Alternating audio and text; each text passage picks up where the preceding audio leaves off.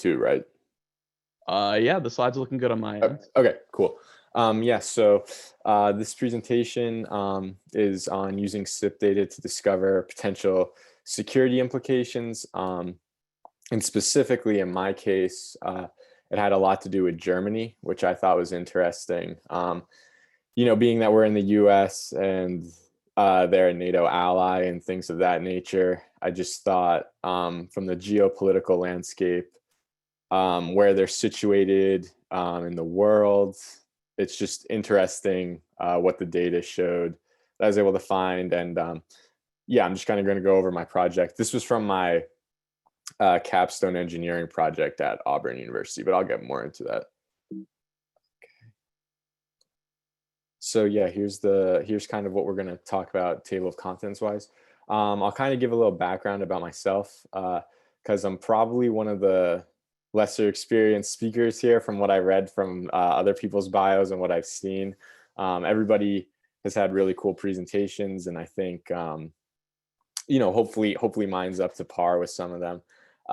Then I'm going to go over objectives of kind of what I hope some people will be able to learn. If anybody's able to take one thing out of the entire presentation, even just seeing where I got my data from, it would be worth it to me, just because, just somebody getting something out of this would be really, really cool. I'm going to go over how exactly SIP, the protocol, works in like a very, generic nutshell of how exactly it works, and from a really basic standpoint. I'm not some signals processor expert or anything like that.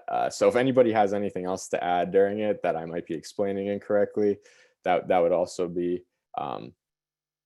very, very helpful, I think, to anybody here. But it's a nutshell of how exactly it works. And then my data source, which I think is one of the most interesting parts of the talk, using like Rapid7's open records that they scan the internet with using ZMap. They have a lot of information on there, and I think it sheds a lot of insight onto, the open internet and things you can find. And then I'm going to talk about my data analysis, so some of the statistics, and then tools used to find that data analysis. And then some of the potential security implications. So almost kind of wargaming, thinking of the different possible,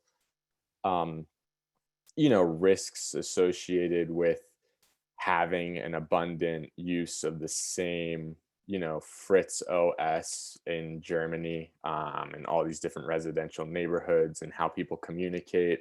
I think it's just, an interesting outlook on things. I'm big on playing video games. A big one right now is Cyberpunk. I'm into sci-fi. They're always talking about stuff like that. But it's real life. That's what I think is pretty interesting. And then some potential solutions that I came up with that I think would be able to kind of help alleviate some of the pressure of possibly, having a distributed denial of service against all of these voice over internet protocol and internet telephony type systems. And then we can have some questions and answers at the end. Okay. So here's my background, just so people can kind of get to know me. I graduated from Penn State with my bachelor's in security and risk analysis. And the curriculum was a lot in line with the NSA and Department of Homeland Security's accreditation efforts. And then I just graduated from Auburn University. This was my capstone project to kind of graduate. And I've kind of been accepted into some PhD programs. So I hope to kind of continue doing some research and doing things like that after I choose which job offer I go with. So like I said, I'm a little bit more of a newbie at this type of stuff than some of the other people here. And then my work experience, I've worked in the public and private sector. So I've worked on some red teams and penetration testing teams. And I've also done ISSO work on the defensive side and kind of securing systems. And then I'm also really into CTFs. So like collegiate penetration testing competition, National Cyber League, all the CTFs, every single one of them. Most of them I've probably done. I love Hack the Box, Try Hack Me. So if anybody wants to connect and talk about that stuff, I'd be really happy. I'm trying to go for OSWP and OSCP soon, so I need all the help I can get. And then some of the certifications I have are I'm an associate of ISC squared from passing CISSP exam, Red Team Apprentice certification, CEH Security Plus, and eLearn Securities Junior Penetration Testing certification. So I have a bit of background in a broader spot. So I kind of come from both an offensive and defensive side. So some of the objectives I hope to kind of enlighten and teach about is learn a background on SIP, um, learn where to find a huge data source of endpoints visible to the public internet. So where you guys could possibly, work on different projects and see, if you work for a company or an organization, they have DNS records, they have everything. So, you can see if you have something visible to somebody like me working on their master's project that you might not want visible to the public internet. Um, and then some tools for analyzing that data. And I have some of the commands for, sifting through it specifically from my case, but it's pretty easy to catch on to because Rapid7 has their own tools. I have links for the GitHubs and stuff. So it's pretty easy to use if you know how to use the command line. Um, and yeah, that's a really interesting part of it. And then finally, the security implications of SIP endpoints in specific geographical areas. So um, that's probably the biggest thing I took out of this was a lot of places are using the same exact vendor and the same exact system, and it's like all situated in like one congested area. And it just brings to mind some attacks in recent years that I read about. And like cyber warfare and things of that nature from like nation states. If you're able to take down somebody's communications, they lose situational awareness. So I think that's a huge takeaway. I think something that should be fresh in everybody's minds when we always talk about the balance between security and functionality, and SIP is associated with VoIP, and VoIP is really cool because it's easy to set up. Anybody can set it up. Literally on AVM's website from Germany, they say your grandma is most likely using this type of telephone system. So like it takes no effort whatsoever to set up, but there's I think huge security implications with it. So some of the beginnings of SIP. It stands for Session Initiation Protocol. It's one of the many signaling protocols. The others, one that I know is pretty big is H.3.323. It's used for encapsulating communications between multiple hosts. So it's kind of used in the background of VoIP. And it's primarily used for phone messaging and video applications. So what you'll notice is with this FRITZ box that I'm going to talk about, it's kind of like this simple modem that you can just connect plenty of like phone numbers to, and that's from this application. But you can use it, for example, in the attack I'll talk about in Georgia that was suspected from the Russians in 2008. They couldn't use like instant messaging over the internet too, which I thought was interesting. So that's another example.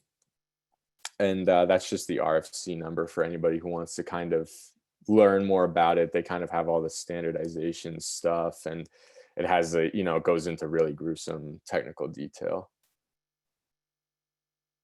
The protocol background, so it's text-based and it functions a lot like HTTP and SMTP. So, looking at the packets, it's in Wireshark, it's a lot similar to just seeing like an HTTP packet.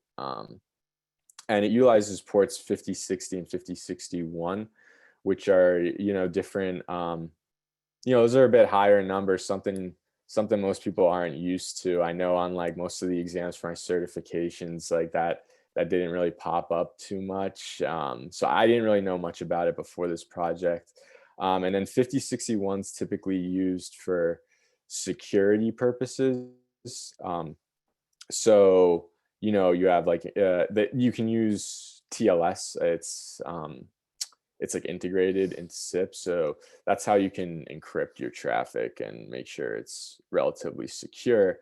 But it's not always done like that, which is something that I'll kind of get into because you'll see from my data it's not encrypted at all. And So SIP is used within VoIP. I mentioned that before. So they're not the same thing, but like SIP is just used inside of VoIP for encapsulating packets and kind of sending it over the wire. Um, so yeah, so I'll kind of use those terms like kind of in between each other, but I just kind of want to mention they're not exactly the same thing. And so this picture is a pretty cool, pretty good example of how exactly SIP works over the wire.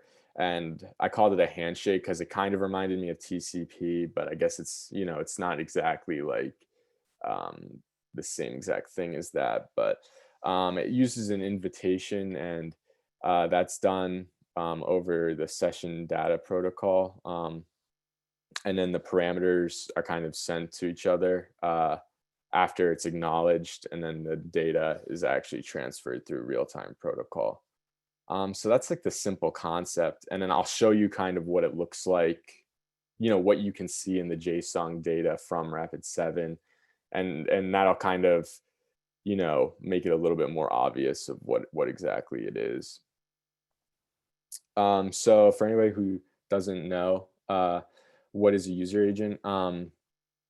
So to the right, that's kind of what that's what it looks like, the raw data. Um, Not exactly from Rapid7, but in general, that's a basic example. So if you see down there, there's a user agent :SIP telephone. So usually that's a tall tale giveaway of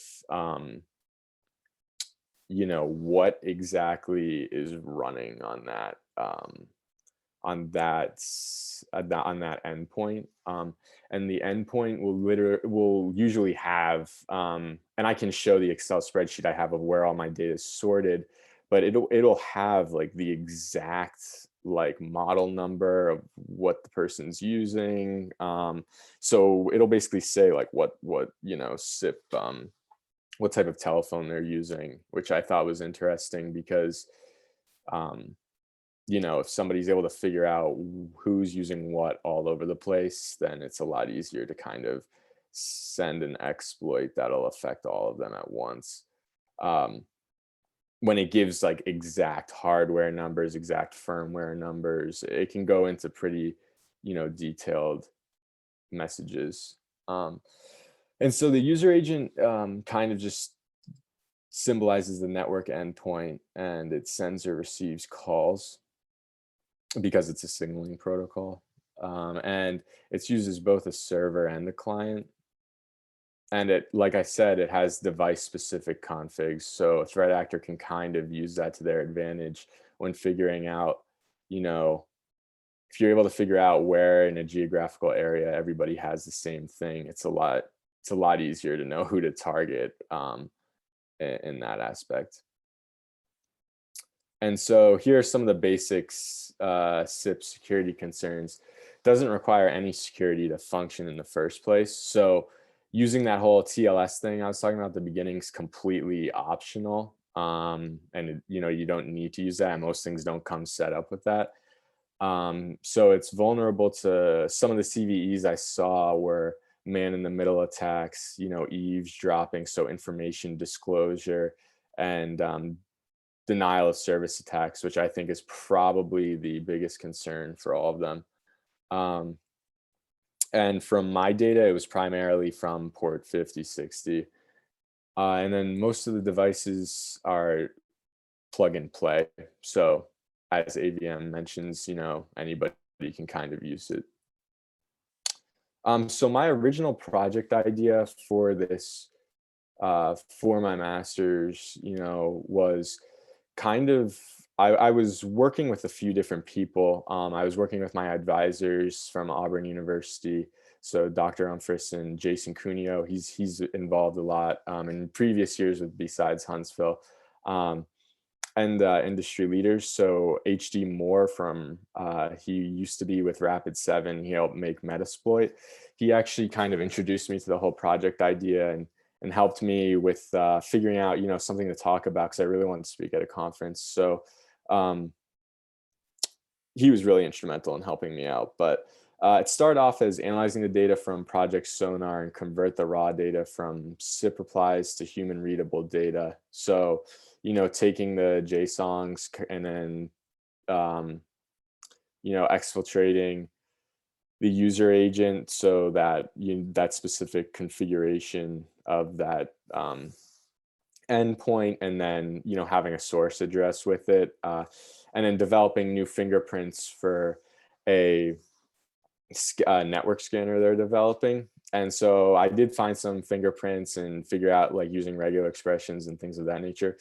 But then what I noticed was there was correlations of the user agents and server headers to specific geographic areas. um, and from there you can kind of figure out that there's big security implications with those distributed networks. And what's interesting is, places like Deutsche Telekom in 2018 kind of shut down. So this is in Germany.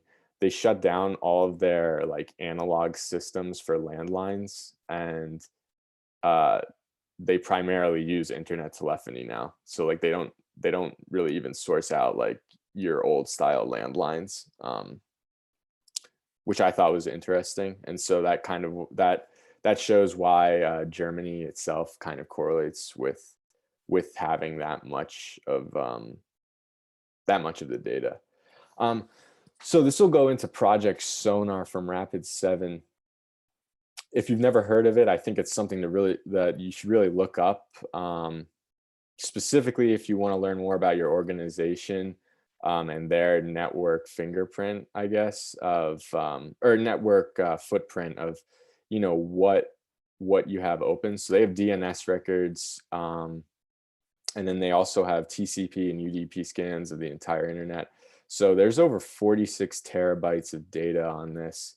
And it's kind of like I said, it's perfect for anyone who wants to do something with a graduate degree and you need data to kind of source through and do your thesis or project or anything like that.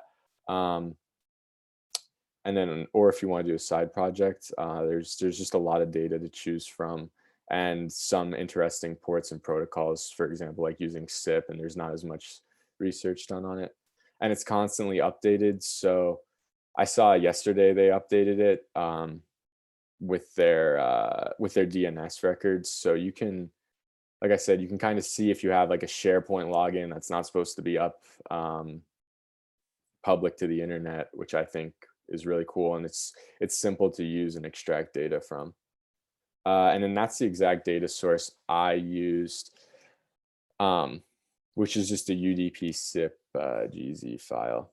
And that's the when I share these slides, that's the link to go there and see all the different data sources. So this was the raw data unformatted that I found from each of the SIP replies. And what's interesting here is you can see source address, destination address, and then kind of what I was talking about. If you look towards the bottom, this is just one of the many examples. I just took a screenshot. There's there's the FRITZ OS, which occurs a lot throughout the entire data set. So I could just grep and find where FRITZ and AVM products were, and that's kind of how I was able to figure out how many were in that thousand replies of the data. And then the above picture just has the commands used to extract the data from it. So pigz is just for decompressing the GZ file, and then DAP is Rapid7's custom tool for data analysis, and you can take it into a lot of different file types. So I use CSV.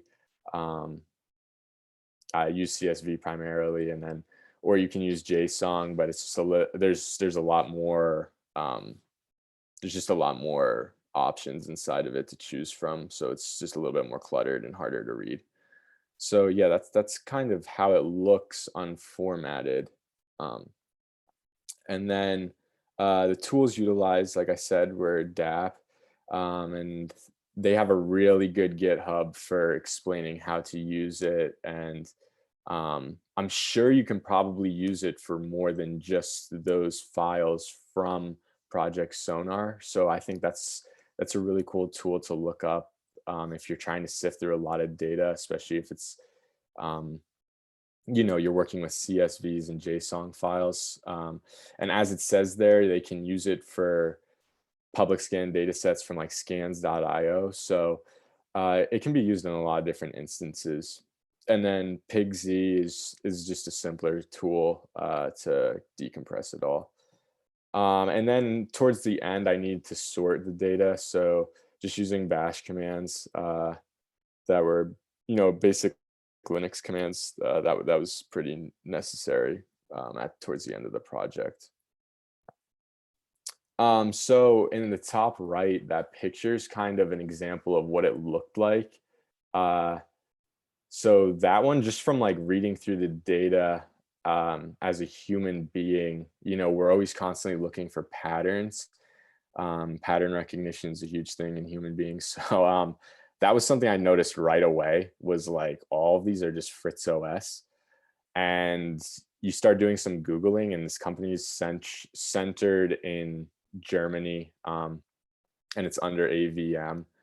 Uh, so what's interesting with that is kind of mentioned in the abstract, at random, 380 were AVM products out of the 1,000 replies. So that's like a lot, considering this is like a worldwide scan. Like I said, this is ZMAP scanning the entire world, and 380 of the 1,000 packets in that one set were from Germany.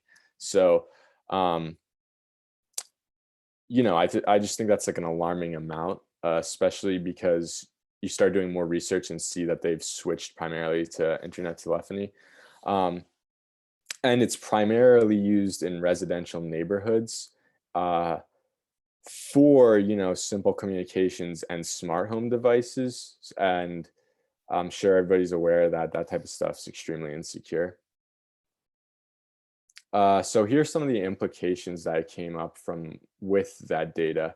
Um, there's just a lot more threat vectors for somebody to kind of go into a residential area and figure out how to eavesdrop on conversations and things like wiretapping, which you think that don't really happen, I think is a little bit more scary to think about when everybody's using the same exact device.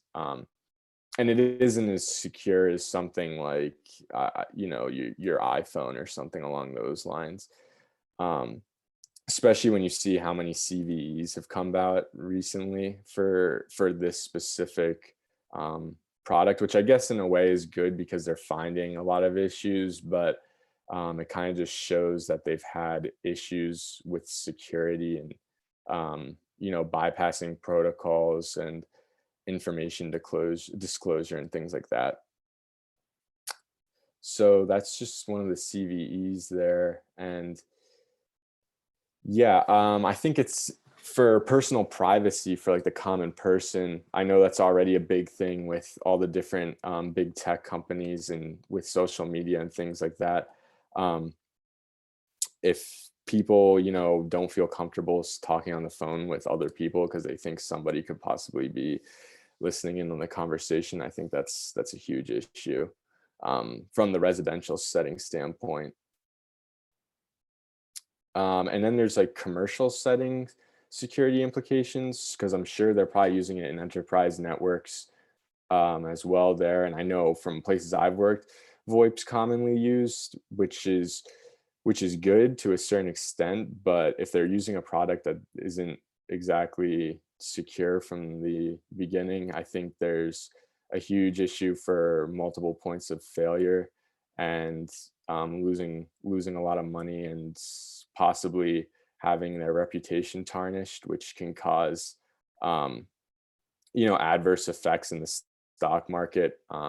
We've seen that recently with solar winds uh, from everything that happened with their clients in the Department of Justice and throughout the public sector. They lost a lot of money, and their shares still haven't recovered in the process.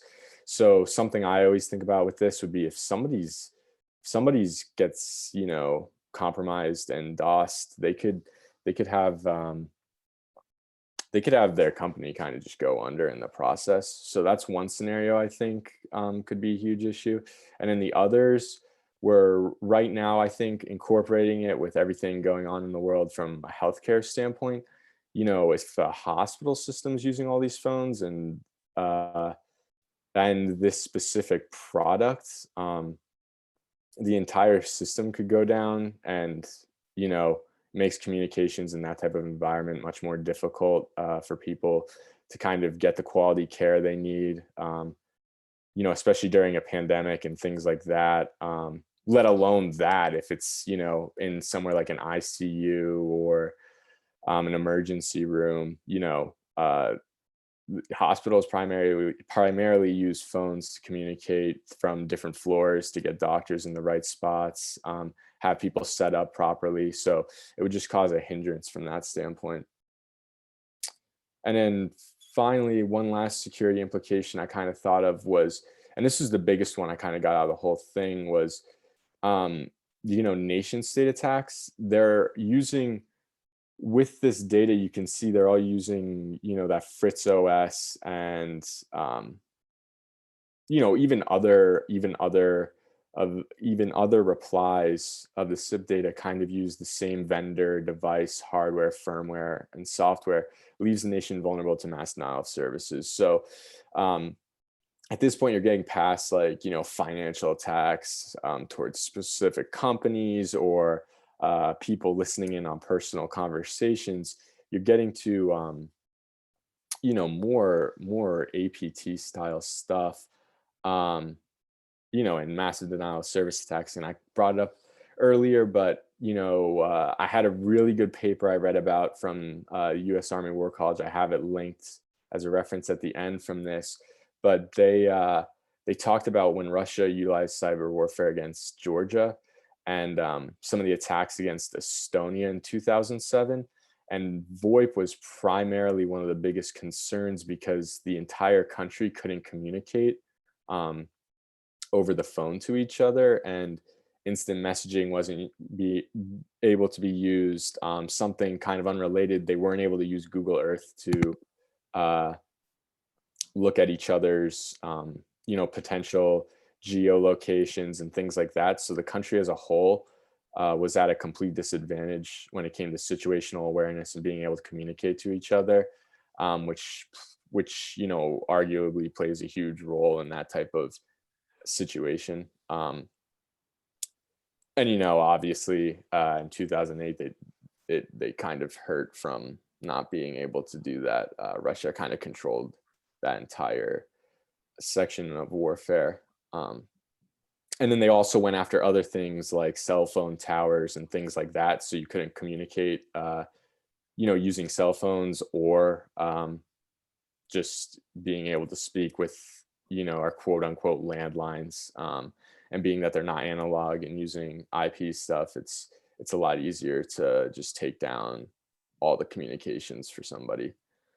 Um, and kind of like I talked about, like a lot of chaos would ensue from something like that. No one would be able to communicate, and so you have all of those issues of, healthcare, military, energy, things like that. it would just cause a lot of issues, which I think is one of the most abundantly clear things from all of the data I found. Um, and it would hurt both, residential and commercial settings in the long run too. So some of the potential solutions.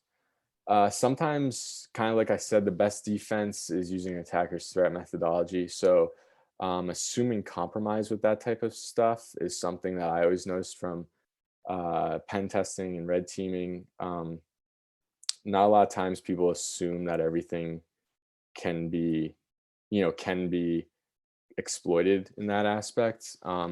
So I think, using this open source data and seeing that it's easy for anybody to see all of this stuff is something that maybe like a company like AVM should take into consideration, or anybody using the product should also take into consideration. I know that's difficult when people, aren't exactly um, as technical rounded to figuring it out and doing it themselves. But I think that's something that, uh, with that open source data, a company or organization should do to kind of see what their footprint is and what people can see. And then, obviously using SIPs, which is the secure version of SIP with TLS and encryption should avoid people kind of, using man in the middle attacks and seeing seeing everything you saw like in that reply packet, like that wouldn't all be visible to a human to read in that instance. And then proper patch management. So all those CVEs that are discovered, hopefully they're patching the stuff that they have, the devices they have throughout their, throughout the use of all of those people. Hopefully it's getting properly patched, because most people aren't able to do that type of thing themselves. So those are most of the potential solutions I kind of thought of to come up with, and reducing the amount of data that's just open to the internet for somebody to see, in that protocol specifically. So yeah, I kind of finished up, I think, a little bit earlier than I thought I would, but does anybody have any questions? Um,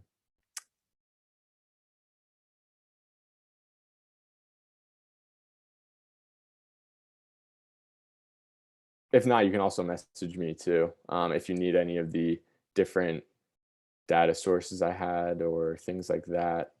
I'd be happy to share anything with anybody. Uh, and then, yeah, connect with me on LinkedIn too. Or if you want to talk about CTFs or anything like that, I have a lot of knowledge on that stuff too.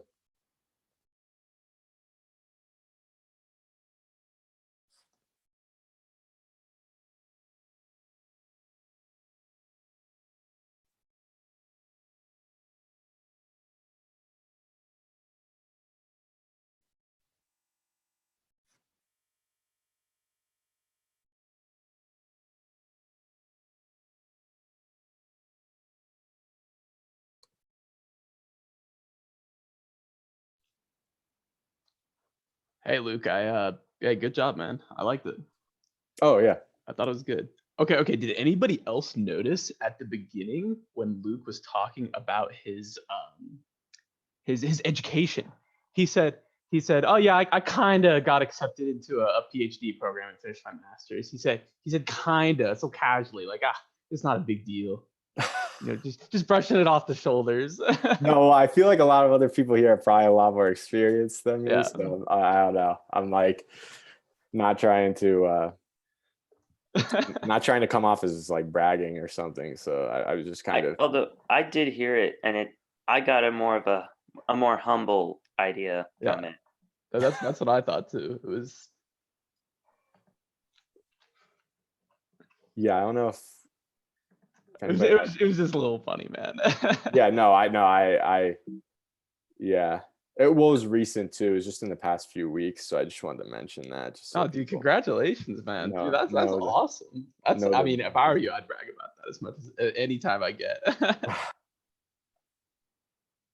Yeah, but yeah, I mean, like I was saying, if anybody has questions, I don't know if I, you know, or any critiquing. If anybody has any critiquing of the talk itself, you can message me privately too. I don't know if it was too high level or low level. Hey, can everyone hear me clearly? Yep, we can hear you. Yeah, instead of question is something really interesting you said about, if I heard you correctly, that Germany, I think you were talking about Germany. You said something about them discarding or retiring older analog systems. Has that been like systematic to where they only have like PBX or VoIP systems, or do they have emergency analog, or you're basically saying they don't have anything to fall back to? Yes. So here, I'll actually pull up right here. Let me just grab. Trying to. Now I know why like all my professors have trouble with Zoom when you're actually doing it yourself. But it's kind of funny, like the thought that was running through my head is, I mean, I'm a career IT guy, and at the same time, I'm always one of those paranoids that worries about when the grid goes down, what you do. Yeah. No, well, that's my thing with this. Like, I'm not much of a person who walks around with a tinfoil hat all the time. But it was a little weird how, like, rounding up basically 40% of the country, 40% of that data, like randomly selected, was in Germany. And so this right here, though, I had with AVM, I'm just talking about like their advantages of using VoIP, because kind of like you said, I think they're like just kind of forcing everybody to sway towards this. And so this was right here. They kind of, that's what I was talking about with Deutsche Telekom. I'm not sure if you're familiar with them. They were involved with that whole thing with the wiretapping in 2009 too. So they don't exactly have, suspected why it was in Der Spiegel, the German newspaper. Yeah. But I'm familiar with like a lot of German culture and stuff because I've been taking it for years, like learning the language and everything. But this sentence was kind of where I took that from. That's interesting. Yeah, I guess they just deactivated all their analog connections at that point. Yeah, I have friends in Germany. I could ask them probably that question, see if they've moved completely to VoIP or cellular. Yeah. Which actually, when it comes to cellular, now that I've mentioned that, is the backbone basically VoIP? So what I'm reading Hunter's message right now. Or I say backbone, but backbone often refers to the actual physical infrastructure, but I guess over that backbone is everything getting converted into VoIP? Yeah, from what I understand, yeah. Let me see here. I got a private question too, or a private message as well. Oh, I think you answered my question, so thank you for pulling that up.